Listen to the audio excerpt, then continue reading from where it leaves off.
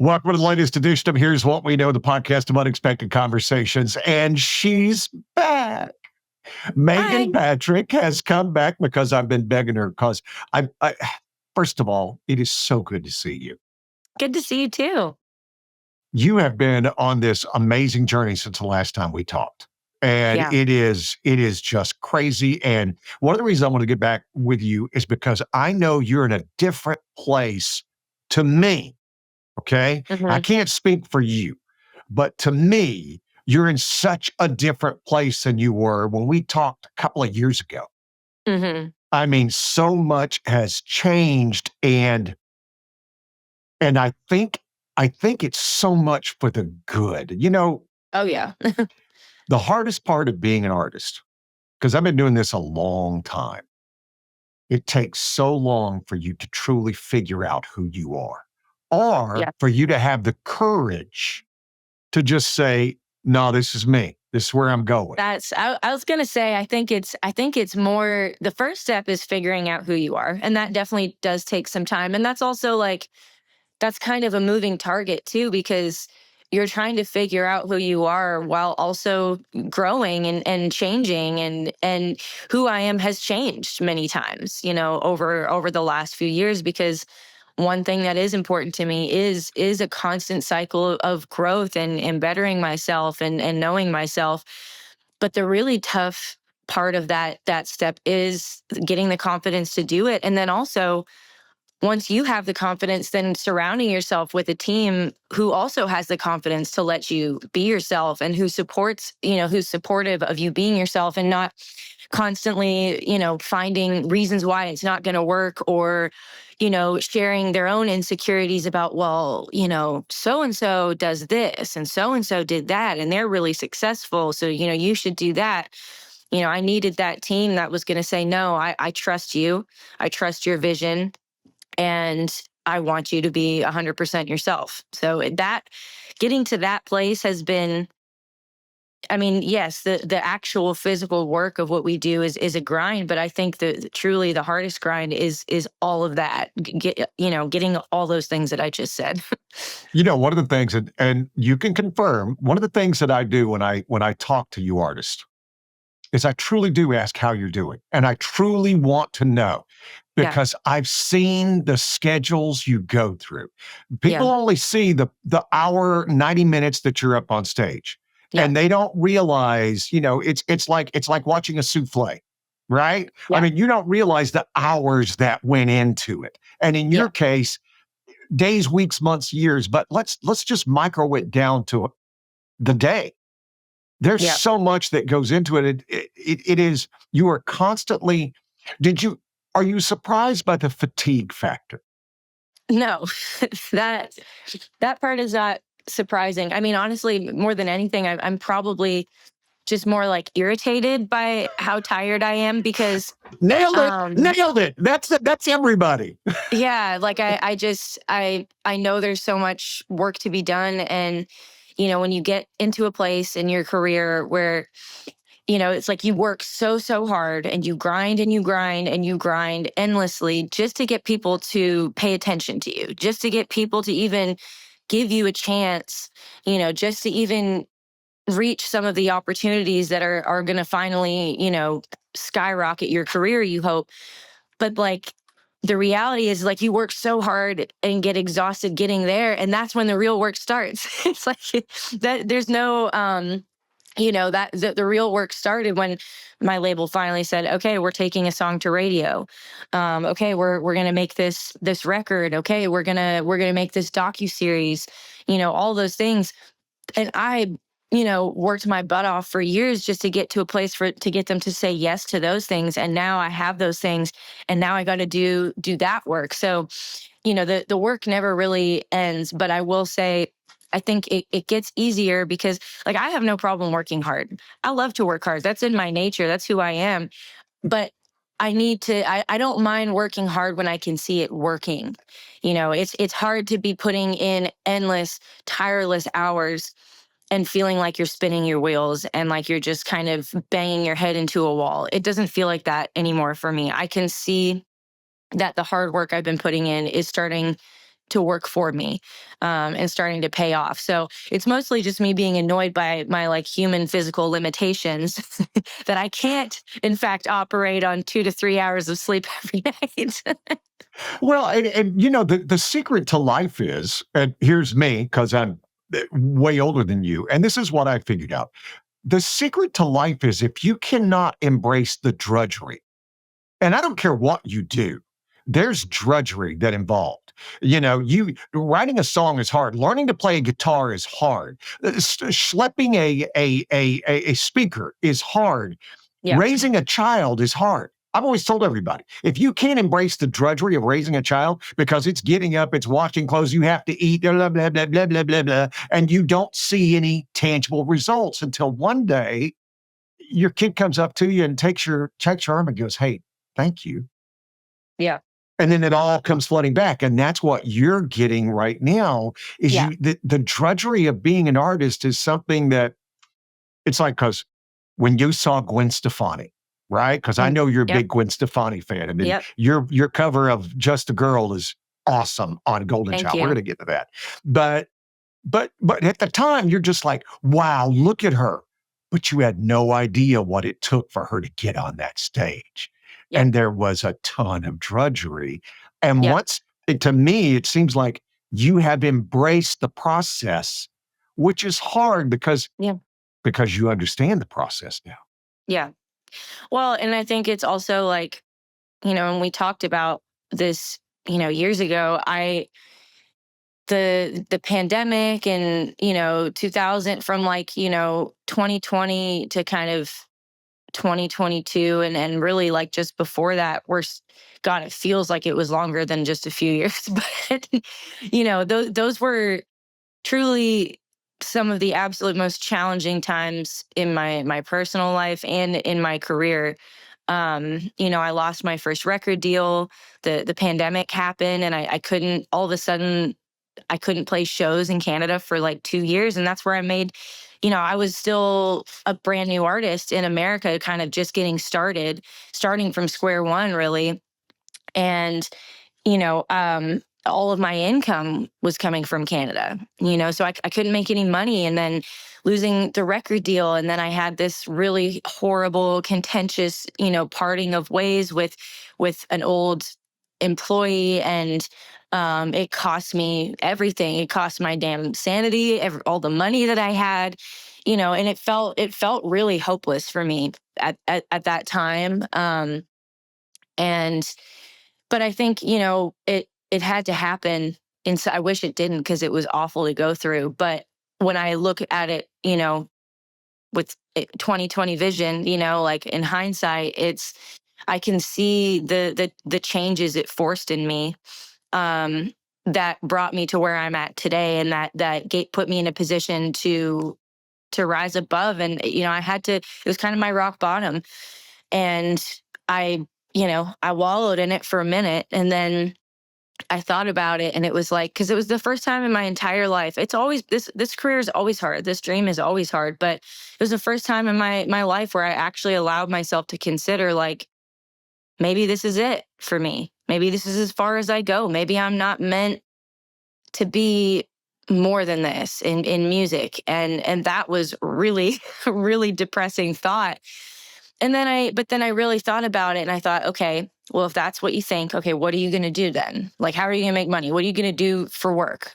And, I started thinking, like, okay, so you're going to tell me, this is me talking to myself. Yeah. You're going to tell me that you're going to wake up every day and you're not going to want to pick up a guitar and play it. And you're not going to think about songs in every conversation you're having, every time you're out in the public and you're people watching and you're watching people interact and you're having conversations with your friends about their troubles and their relationships, like that. You're not going to be thinking about how to turn that into a song. That's how my brain works. I'm hardwired that way. I can't turn that off. And I just finally got to a place where it was like, well, maybe this hard time is not meant to show me or tell me that I'm not worthy of continuing forward. It's showing me that I'm not meant to continue forward the way I have been doing things, and that I have to change my mindset, and I have to change my strategy. And when I went to the core of it, when I realized that there was no way I was ever going to not want to make music or write songs or perform because that's who I am, it made me realize, well, I need to start figuring out how to move forward using, like, knowing that that is what's at the core of me. It's a love for music. It's a love for creating music that means something to me. And it's a love for performing that music for other people who relate to it and who feel seen by that music. And so when I came out on the other side of it, I had a new way of thinking about things, and it was that I was going to make a record that was completely me, and that was truly authentically me, and that was, not shying away from the difficult topics, and not compromising just because somebody else. And I'm not saying that, people who have said, well, I don't know if this is going to work, didn't have my best interest at heart. They did, but they have their own set of fears and concerns and insecurities, and they're looking at what other people are doing in the industry to be successful. And they're trying to provide me with what they think is a best laid plan to be successful. But I finally got to a point where I'm like, none of these people know more than me. Like, I have been doing this. I'm 37 years old. I've been playing in bands and touring and writing songs since I was 13. None of these people aren't more qualified to know what I need to do to move forward than I am. I'm the most qualified person in this room right now to know what Meghan Patrick, need to do. And so I made a promise that I would not compromise when I made this record, and that I would truly follow my gut and trust myself that I was capable of making the record and promoting it in a way that felt authentic to me. You so much to unpack there, but I loved it. Well, listen, I just had this conversation with my son the other day. He tried out for something that didn't make it, and he was like being down about it. And I'm like, it is rare, as my walk with Christ, it is rare that you realize when you're being blessed at the moment you're being blessed. Amen. It's something. Everything that's happened good to me has usually been only that I see through hindsight, where I look Yep. back and go, "Wow, am I glad that happened?" I wasn't glad at the time, Yeah. but man, am I glad that happened. And Mm-hmm. especially in the entertainment business, which I am tangentially in, it's one of those kind of deals that you go, at some point, it is going to test your mettle. And I'll give it to you this way too. It can do it at the beginning, like where you have gone through, or it can go through. It can go through. I use this, and I'm not putting you in a position to comment. This is me talking. These are my opinions. It can go the other side where you have a Zach Bryan who gets tremendous fame. Everything Yeah. just comes at you all at once. And I Yeah. think he struggles with it. I think he's struggling very hard with it. So Yeah. at some point, no matter what you do, it's going to give you that moment where you go, do I really want to do this? Yeah. And your insight into and do it, because same thing. If I'm going to get fired, I'm going to get fired because I did it my way, not because I tried to do it your way and you were going to fire me anyway. Right. Well, because at the end of the day, I mean, and like, if I don't succeed, if my music doesn't work, like, if it doesn't take off in the way that my, label management, whatever, deems fit, then, like, they'll all move on and hire, they'll work for a new artist. They'll sign a new artist. My band will go find another artist to play for, everyone else that is on my team, like, they can replace me. But if I fail, that's just on me. I take that on the chin. I don't get to just go get another career. It's really hard to rebuild after a perceived failure by the industry. And which is so silly because, like, it's actually pretty rare that you succeed the first time. Like, the Zach Bryans and the big, like, overnight kind of success. And I know it's hard to say overnight success for any artist, because a lot of us, just because, you But know he's as close as you're going to get. but I mean, yeah, some of them really truly are. I talked to, like Bailey Zimmerman, and I love Bailey, and he is, I think he's handled it. He's very humble. He's very blessed. He understands that the way it happened for him is not how it happens for everybody. And he's very grateful. And I think he's done very well with this, the way things have blown up for him. And he's a great guy, you know, but he understands that that's not the norm. But unfortunately, the industry now holds all of us, like compares all of us to that, as if like, if we're not doing that, if we're not going viral, then we're not viable. We're not, we're not reaching enough success for them to deem us worthy of like stardom. And, you know, we're all being compared to that when we're trying to take songs to radio, when we're trying to, you know, do anything. It's like, well, if you're not getting millions and millions of streams a week because your song went viral on TikTok, well, then we just, you know, we're just not gonna, they're just gonna go sign whatever new person is viral on TikTok, and you're gonna get set to the side because you're not an anomaly. And that's insane. That puts an insane amount of pressure on artists and sets unrealistic and honestly unimportant goals for the long run of what a career needs to look like. Because how many of those overnight viral sensations are actually going to have longevity and still be able to maintain that for a long lasting career? And I don't hope that for any of them. And I'm not shading these people like that. That's great for them. I'm not saying they're undeserving or anything. I'm just saying that one viral moment does not mean that you are going to have a long lasting career. And that's the only kind of career I'm interested in. If I had a choice between an overnight success, you know, massive #1 double platinum song and then never having a hit again, or doing things the way that I've been doing it, and it taking years, like over a decade, but knowing that like I will be able to play shows and tour and have and make a living off of my music for the rest of my life if I want it, I'm taking that route every time. Because and that's the other thing, you know, that I had to really think about when I shifted my whole mindset. You know, I spent years just chasing these things on paper, you know, awards and radio #1s and just recognition from the industry. And the closer I get to it and the more friends I have that become really successful, you know, the more I get a peek behind the curtain, the more I realize how much of it is just bullshit. It's political, and it's bought, and it's paid for, and it's decided by the powers that be and by a few gatekeepers. And it's like, well, that's not necessarily real or sustainable. You know what is sustainable? Fans, real fans who love you, who will follow you to the ends of the earth, who will buy every record you make, who will spend, you know, save for months and months to come see your show and then buy your t-shirts. And that, you know, when they get in the car with their friends, they're like, let me show you this song, you know, and they want to play their favorite artist. Those things are real, and those people are sustainable. And ticket sales, that can't be that can't, it's not political, that's not bullshit, that can't be bought and paid for. Either you have fans that want to come buy a ticket for your show or you don't. And so I am very grateful, and I am very blessed to have an opportunity to have a song at radio. And I would certainly not be upset to receive any kind of nominations or awards. That would be amazing. But I just recognize that they aren't as important as I thought they were. And also that they just aren't my biggest dreams and goals anymore.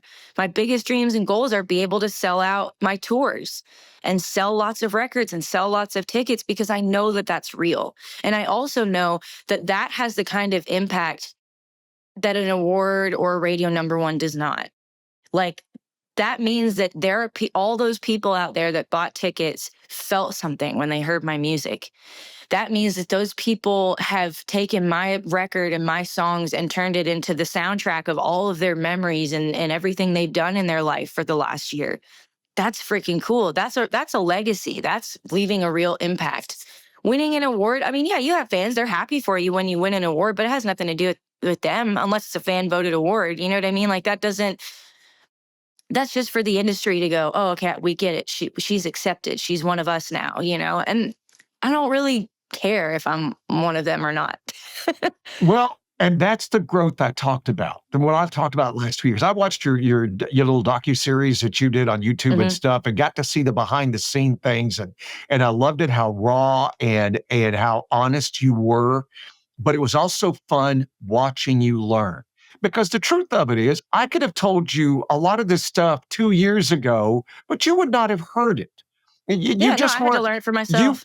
absolutely right. And I loved when I was sitting there, just because I was just, you have the talent. You have always had the talent. You are an underrated singer, in my opinion. I mean, you really, really can sing, not just kind of sing. You can really sing. Thank And you. you have all the tools. You have the stage presence, you have the attitude, all of it's there. And you just have to wait to the time. And you're exactly right. Those awards, they are so political. The record Hmm. companies vote on them and all that stuff. Yep. And it's just like, I my sons asked me the other day, they're like, "Are you ever going to be in the Hall of Fame?" And I'm like, "Don't know, don't care, don't care," because Yeah. what my Hall of Fame is I have worked for 40 something years in this business. That's my Hall of Fame. And I, you I, still I have a place. yeah, and I've got, and that's once you start realizing that, and you're exactly right. I'll be controversial. I'd much rather have Billy Currington's career than Billy Ray Cyrus's. Hmm. You know, Yeah. Well, I, and yeah, and I think it's like it also just comes down to you have to think about who you are as a human being too, and what really matters to you in life. And I've told you this before, and I've always kind of felt this way, but I actually don't want to be famous at all. Which is an unfortunate thing for given the career choice I've made, because it's not really an option if I want to reach the kind of success that I want to reach with my career in terms of, selling lots of records and selling lots of tickets. I kind of don't really have a choice, but I do have a choice in how much of myself I give to the public, how much of myself I put on social media, and knowing that and moving forward with that, and my team, my manager, Randy, I thank God for her, because she is kind of my North Star, in that we were really good friends before we started working together. She knows me inside and out, and she knows who I am and what kind of person I am and what matters to me. And she will never push me to or allow me to sacrifice that in an effort to get ahead in my career. And sometimes that means like sharing less of myself and my personal life on social media, and that means that it takes longer, because sometimes when you are willing to give all of yourself to an audience, then people like that, people want to watch that on the internet. And for me, it's not worth the trade. It's not worth, that's why, I mean, obviously everybody knows that Mitchell and I are married. um but that's about the extent of it. I'm not sharing like the little ins and outs of our marriage, and constantly filming everything we do together, and putting it on the internet, because to me it's like I have to keep something for just myself. And also, we both feel strongly about protecting our marriage. It's, we don't need to invite the public into our marriage to start making commentary on who we are as a couple. And so again, it's just realizing too that like everybody is different. Everybody's got a different path, and what makes sense for some doesn't make sense for others. And the whole idea of like, well, you're supposed to do this, or you have to do this, or this is how it's always been done.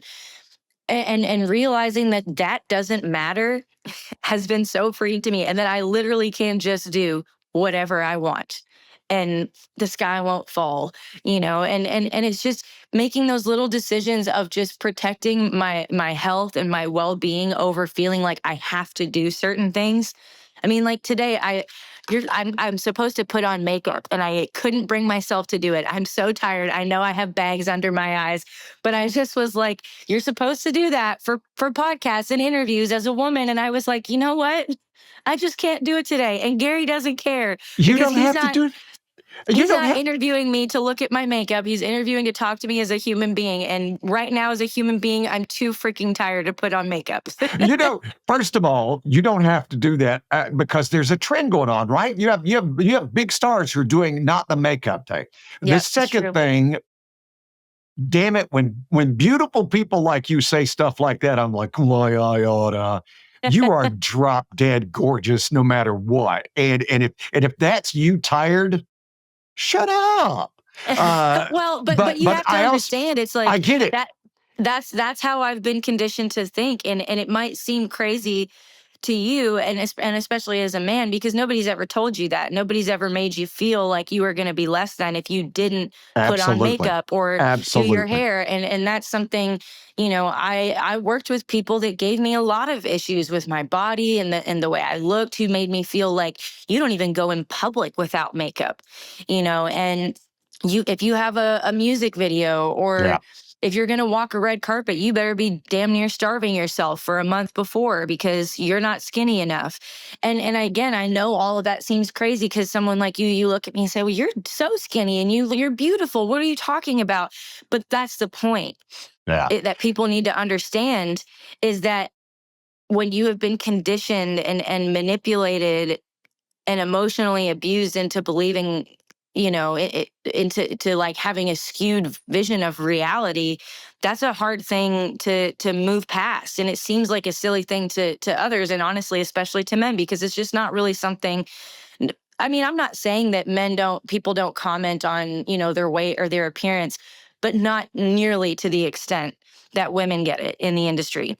And Oh, they're not expected to show out in the way that women are. They're not expected. I mean, they can walk the red carpet in the same black suit, every award show. They can get out on stage in the same pair of, jeans and black t-shirt and ball cap and boots, and nobody cares. And that works for them. For the women, that's not the case. And it's expensive. It costs a lot of freaking money to look like that all the time. And that was like something I used to stress about. Like, it was putting financial strain on me. And then again, I realized, I'm like, why do I have to act like I have more money than I do? That's crazy. For the fans, they don't care. Matter of fact, they might like me more if they understood that, like, yeah, I'm just like you. I'm struggling with this as well, and just being honest and real with your fans about what's going on in your life. And that took a lot of courage for me to get to a place where I felt like I could do that, where I could let them know, like, I'm not perfect all the time. I don't have it together all the time, and I'm struggling and frustrated with some of the same things that you are. and the truth of it is, nobody has it together all the time. And you're exactly right. We had, Julia on the radio show. We talked about this the other day. We literally had this same conversation that I hope, Jelly Roll and Luke Combs and Chris Stapleton change the appearance mode for men. You look like however the hell you want. You can have tattoos on your face. You can be Yep. 200 pounds overweight. Yep.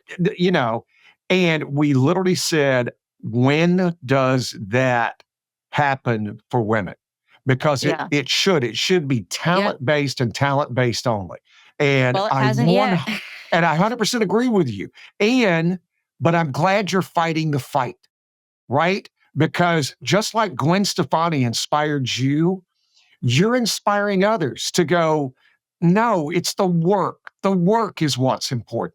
The Yeah. other stuff and I completely buy in 100% to what you're saying.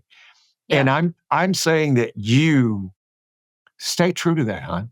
Stay Oh yeah. true to it. Oh, Stay there's no true to there. what I'm here now, Gary. There's no turning back. well, and I love the fact that you have been so honest. I never talk to you about Mitchell because, frankly, I love Mitchell to death. I don't care when I'm talking to you. I don't care. That's his career. What I Yeah. do care about is how vulnerable you have been. And there is no way you and I are going to have this conversation without talking about Blood from a Stone and Golden Yeah. Child. I Yeah. mean, because frankly, we all have something. And everybody, I'm always shocked when I find out the stories of people who are close friends of mine. And when I find out some of the stuff they've gone through, and when they Yeah. find out stuff I've gone through, it's jaw dropping. But we're not always given a chance to use it for something awesome. Yeah.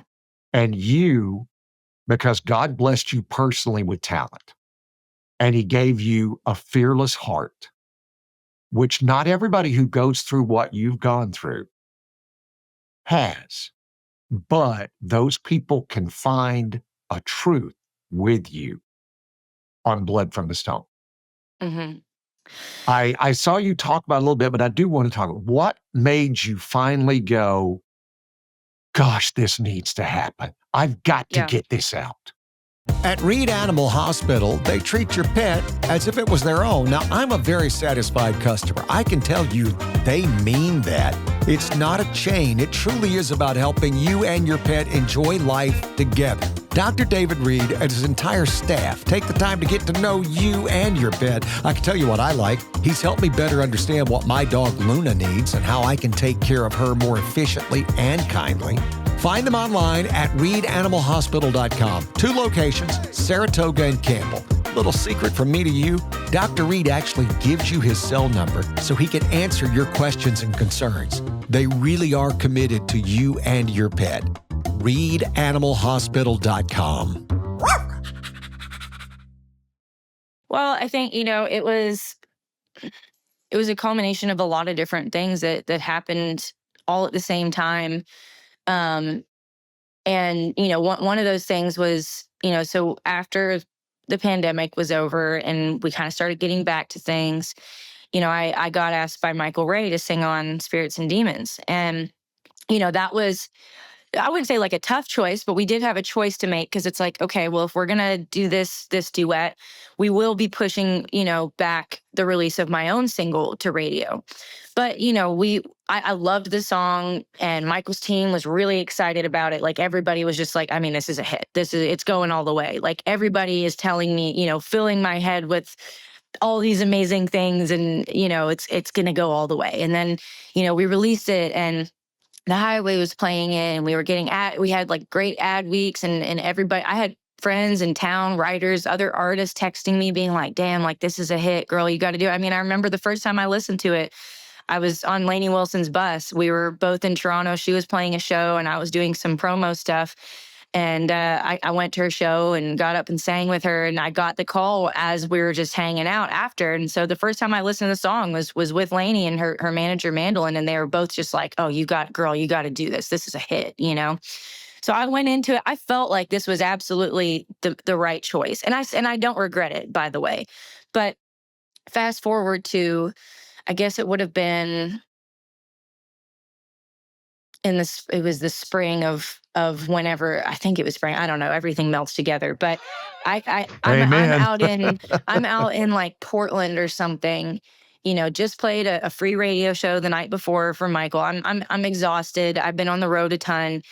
And I get the call that they're pulling the single, just like out of nowhere.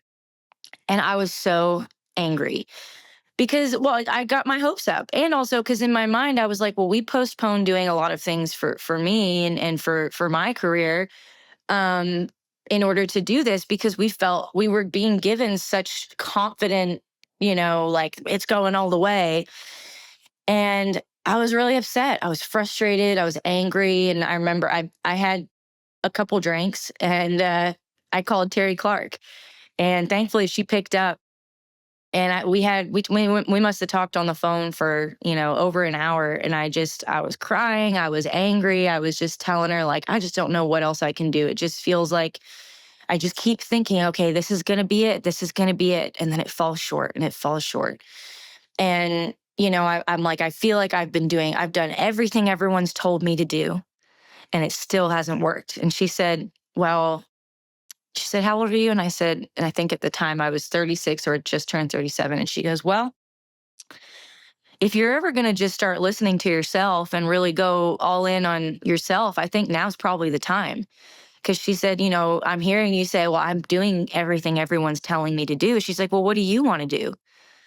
And I said, you know what? You're right. I'm like, I know what kind of music I want to make. And I guess I just, in my head, I always thought, well, I just need to do whatever, I need to listen to the label, the management, whoever. And again, I'm not saying that these people were giving me bad advice or that they didn't care about me. I mean, they're trying to figure it out just like me. But, I just always thought, well, if I just do what they say, they'll get me to a certain level, and then I can really, let loose and make the record I want, put out the music that I really want. I just need to get that step ahead, that radio hit, that whatever. And I realized, I think what God was trying to tell me was like, no, it's time. You need to take that step doing what you want. Um, that's how, and it made me realize how many times I had prayed to God and told him, you know, when I get my big break, I want it, I want it to be for something I can be proud of. I want it to be because I follow my heart. I want it to be with something that feels truly authentic to me. And I realized that I hadn't really done that yet. I'm very proud of everything I've created. I think I always made the best record, the most authentic record I was capable of making at any given time in my career. But I just kind of realized, like, okay, you know what? If I'm going to get back up and take another swing at this, I'm going to do it on my own terms. And I'm truly going to go all in on this vision that I have. And, at the time I also was dealing with a lot in my family and with my relationship with my mother. And at that, I had already written Blood from a Stone at that point, but had been kind of holding on to it for probably about a year. And what led me to write that song, things had been really bad. And I ended up writing her a letter and basically just kind of laid it all out on the table. Like, this is everything that you've done that has been incredibly hurtful and damaging, not only to me, but, to our whole family. And, I feel like I've had so many conversations with you, very frank conversations about your behavior and the things that you're doing that are hurtful. And it just, nothing ever changes. And it doesn't seem like you even care to change. You just keep lying and manipulating and I started going to therapy and understanding like what a narcissist is and how that, what that looks like when that person is a parent or someone in your family. And I just started seeing things in her behavior that I couldn't unsee. And I just realized that if I was going to do the healing and work on myself that I needed to do, I couldn't keep someone like that in my life and still be manipulated by them and emotionally abused by them, and while doing the work that I needed to do on myself. And, so basically I just kind of ended it by saying, like, you've never taken any accountability for any of this. Um, and, until you can do that and maybe just really go get some help and like do some real self-reflecting, I can't have you in my life. I cannot continue this relationship as it is. Um, and I sent the letter. When I say letter, it was a long text, but I sent it, and it had been 3 days since I'd sent the letter without a response when I wrote that song.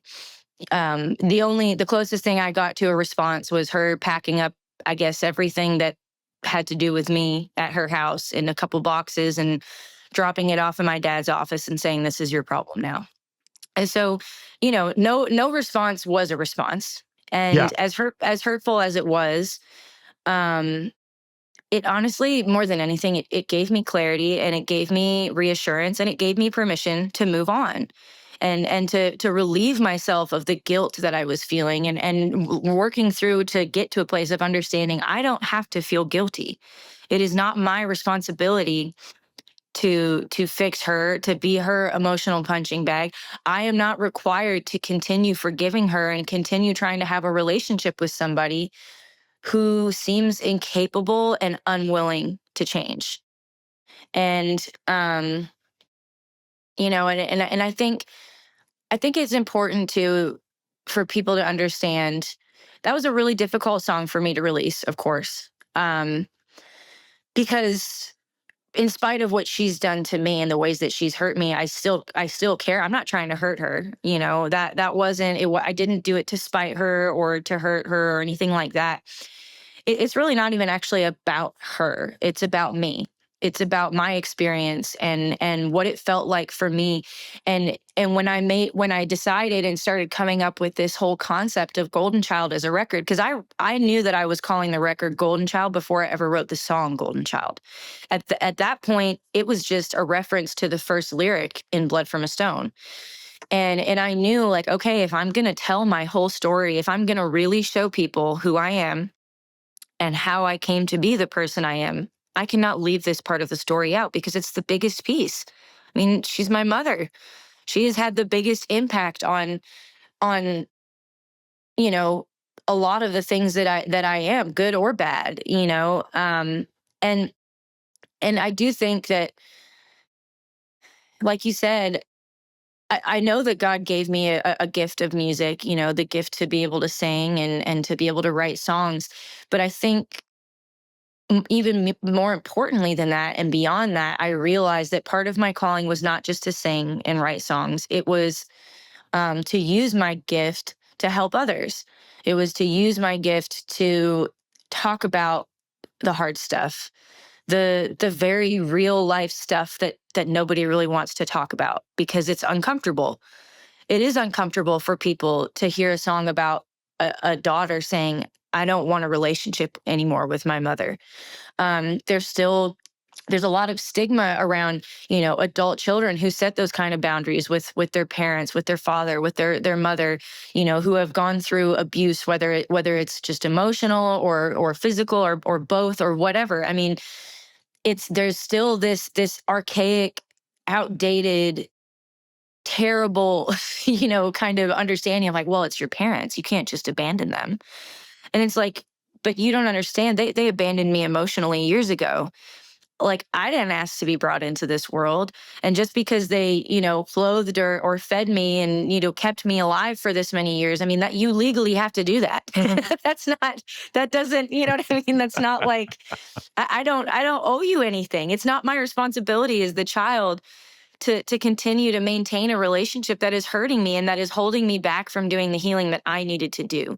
Because the reality is my whole self-worth was completely wrapped up in external validation. It was wrapped up in being the golden child that I had been raised and conditioned to be by her, and this idea that if I was not successful, then I was not valuable. And my relationship with her was entirely dependent on me fulfilling a role and being a certain thing that she needed to be because she liked how it reflected on her, because you know it painted the picture that she wanted to paint of our family. And it painted her in a positive light because I was successful because of her. And I'd never understood that dynamic until I got older and did some therapy and started unpacking it and understanding, like, well, yeah, I'm never happy with myself and I'm never happy with what I've done, because as soon as I've accomplished this thing, well, now I got to go find the next thing if I want to keep being valuable to people. And it wasn't until I started, I married Mitchell and I found a great team and I found amazing friends and people around me where that I realized, oh, they don't need me to be successful. They just love me. They love Megan as a human being. I have other things to offer than just my accomplishments. And that's when I realized, I mean, golden child, I am the golden child. That is who I am through and through. And that has defined me throughout my entire life. That has led me down every good path and every bad path, every abusive relationship I had with men in my past, which I talk about on the record as well, with boy who cried drunk, and um good taste in whiskey, and all these things. Like, I I got into these relationships with abusive men because that was normal to me, because I thought that it was my responsibility. If I loved somebody that was troubled, that was, unhealed, and taking out their lack of healing on me, in my mind, it was my responsibility to fix them. And if I left to protect myself, I was a bad person.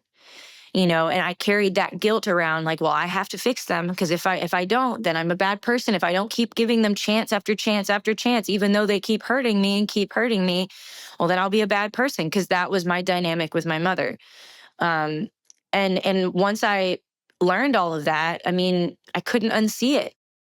And to me, I gave her that opportunity when I sent her that letter. I gave her an opportunity to take accountability, to do some self-reflecting, to understand that, like, hey, if you want to continue to be in my life, we're not going to continue doing things the way we have been. That doesn't work for me anymore.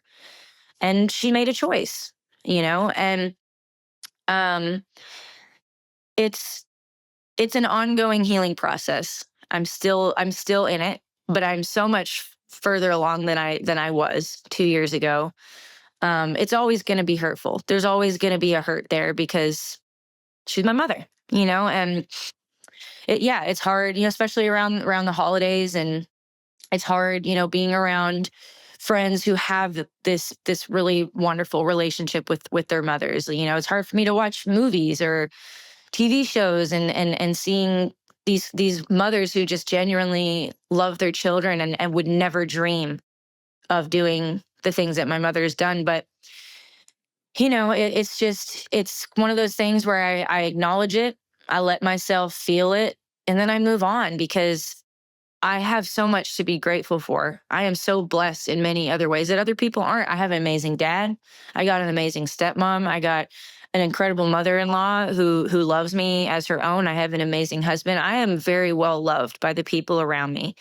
And granted, none of those people can entirely fill that hole for me, but I mean, that's life. There are people walking around with a piece of their heart broken for their whole lives. I mean, it happens every day. There are parents that lose children. There are people who lose, children who lose parents that they loved, and that, Mitchell lost his dad years ago. And so he carries that too. That's just that's part of the human experience, is that there are certain types of pain. There are certain losses that you just have to learn how to live with. And if I can figure out how to put that into a song so that other people who are learning how to live with their pain can hear that and just feel like, oh, okay, I'm not alone. Or maybe there's a little piece of advice or, just a perspective in these songs that might make that pain a little less for them, then that is my purpose. And that is the most fulfilling thing that I can do with my gift. You know, after I heard Blood from the Stone for the first time, you've heard songs where, well, it's like Live Like You Were Dying, where you get done, all of a sudden there's just that moment of silence where nobody talks Mm-hmm. because you just realize you heard something. Mm-hmm. I felt that way with Blood from a Stone. I'm going to tell you something right now. Felt that way over the last few minutes of what you just said. My job was to shut up. I could feel the good Lord go, no, no, I've given her something to say and she needs to say it. Yeah. And I Thank you. think that was brilliant. What I loved about what you did with the song and what you did, and what I love what the song does, and you nailed it. It gives you permission for yourself to walk away. Yeah. Because there are many times you're going to find yourself, I need to make a decision. Yeah. And we don't know if your angel's on your left or your right. It's another great That's song. right. But knowing that you have to make a decision, and you did, and yes, you don't even know where this road leads, but it puts you on the road you are supposed to be right now. And Mhm. it gives you that freedom to be you and to address your concerns, whether it's appearing without makeup, whether it's I don't look this way. And I so truly am thrilled for you because your productivity is not your self-worth. And there's no there. Yeah. You are your self-worth. The fact that all of these people who love you, all the people, and as you said, figuring out your career is when I stopped caring about what people who don't like me think about me a long time ago. And that's when my Yeah. career took off. When I Yeah. sat back and said, I'm going to worry about the people who do like me. And Right. and it's amazing what happens when you start doing that instead Mhm. of trying to win over everyone else. And Yeah, you that's, can't make everybody like you. No you artist, even the can't. biggest artists of all time. I mean, there are people that don't like the Beatles. There's like, it's just everybody's got their opinions, and it's exhausting trying And nor do you to want to please be liked by everyone. everybody Because now Yeah, you're not doing you. You were feeding into what you were right. doing earlier in your It's career. like if I have to be less myself to get you to like me, then you're not for me, and that's fine. And it's hard because for whatever reason, people sometimes the haters are the loudest, on the internet, and it's like, and it's just still. I just think it is the weirdest behavior to spend any kind of time at all commenting or pursuing, like, messaging or commenting on something that you hate. Like, that's so weird to me. Why are you here? Nobody is holding you How hostage here. sad If you is don't, their life? yeah, it's like, if you don't like the music, then Yeah. just go hate it over there. Nobody's keeping you here. That's And when you sit back and realize that it's not you again. It's how yeah. sad is their life, right? I just wish people understood that. It's like, dude, put your time and energy into things you do like, not things you hate. If you don't like it, then just move on. Like, it's literally just whoop, just keep scrolling. That's it. You are so blessed with so many good friends. I mean, it's one thing, Lainey Wilson, and there's nobody alive who does not love. Do you know what she is? She is this generation's Dolly Parton. There I is agree. nobody who doesn't love Lainey Wilson. And everybody has a Lainey Wilson story. But I love the other people that you hang out with. You know who else I love? Tranny Anderson. Mm, Love Tranny yeah. Anderson. You know who else I Yes. love? Talk about somebody who's gone on this journey of trying to figure out who they are. Devin Dawson. Mm, And yeah. these people feed into you, and I can see you all gaining strength from each other. Yeah. And that's so cool. Well, I really am, like, so blessed, and I mean, Devin posted it when I put out the record. Devin posted this video just talking about it, and it made me cry because I just, as much as I'm working on this, not needing the external validation thing so much anymore, it still matters about the people that I love. I still want to impress my husband.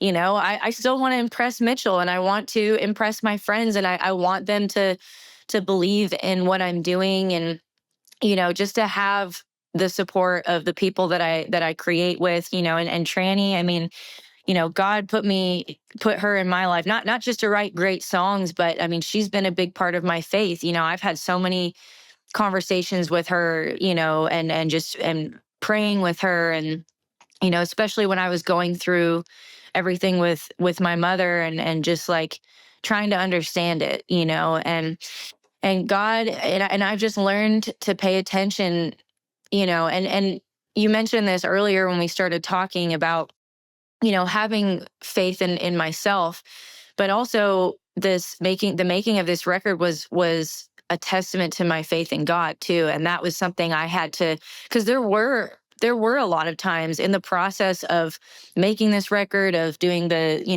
docu series, and because I mean, especially the docu series, that was totally uncharted territory for me. That was something I've never done before.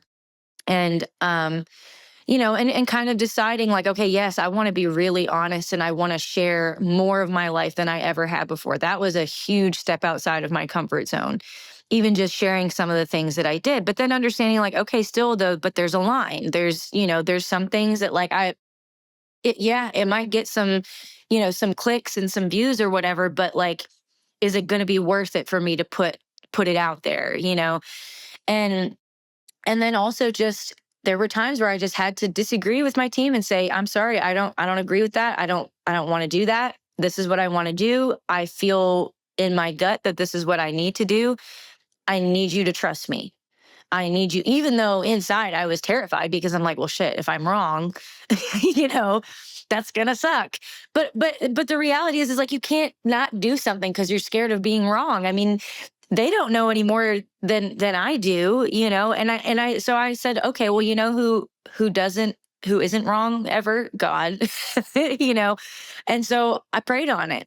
I prayed on it often. I prayed so often. I prayed more during the process of making this record than I ever have. And I asked God for guidance, and I asked him to provide, and he did every step of the way. And because of that, even though it was a grind and it was a lot of work and it was a lot of, leaps of faith making this record, at the same time, it also felt like it happened so naturally in a way it never has before, because I was not only praying, but I was listening too, and I was paying attention for the signs, and for, what I call the little God winks, and and just paying attention to how it felt with every decision I made. And every decision I made, I could feel it in my whole core that, okay, this is right. This is right. Is it scary? Yes, but it's still right. And so, I'm just so grateful. This record was healing for me. And it really, it changed me in a way to where like I could never go back to the old ways, you know? Nor would you want to. And Nope. it's wonderful when you get there, once you beat any kind of addiction, whatever it is, right? And once you truly have walked past it, no, I would never want to go back to that. And these people that God puts in your life, right? That shows you, I mean, people who have deep faith. I know Tranny does. I know Tyler Hubbard does. I know, Yep. these things that you go along with. Hardy and his I'll hide my faith, but I'll still show it to you. I mean, Yeah. him and Devin Dawson and one beer. I mean, Yep. yeah, there you go. I think it's great to see all of these things with you. You know what I loved about the docuseries? And here's a take on me, and you don't have to comment on it because I don't ever want to get you in trouble. But as someone who's done radio forever, and when they would sit back and go, "Hey, we're going to have so and so in studio," my first thought was, "Why are you doing that to them? Why are you making them get up?" Because I did morning radio. Why in the world are you making them get up and come in? And why do they have to come in and act like they know me and like me and they're going to hang out? And I always did my best to make, when you guys came in studio, I'm trying to make this easy. It's fun. I'm going to get you out. I'm not going to put you in a position to where I'm going to try to make you look stupid or anything like that. Yeah. Because I cannot. First of all, I know how many jerks work in the radio business, and not as many Yeah. as they used to because radio's dying. Yeah. But Yeah. there were a lot of jerks in this business, and I always with these docuseries, and you see it with comedians. A guy did a whole movie about how much he hated going into talking to radio. Yeah. It is, y'all, industry people, stop. Just stop. Let them call in. Let them zoom in. Let them do Yeah. whatever. But don't put them in this weird thing and people and arms and pictures and Yeah. ugh. That's just me talking. That's not Meghan. Just y'all leave them alone. Let them do what they do. And by the way, they got off they got off the stage at 1 a.m. and got to bed at 3. Don't ask them to be Yeah. at my studios at 7:30. Yeah. That part for sure. It is again, it is amazing to see how much you've grown. It is amazing to see where you are right now. I love having you on every couple of years. I promise the next one we do, I've got so many things I just want to talk to you about weird stuff down rabbit holes.